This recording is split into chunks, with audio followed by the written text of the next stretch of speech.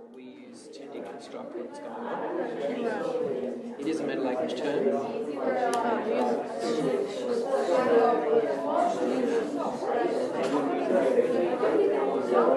Create unified readings using tragic elements, foreshadowing,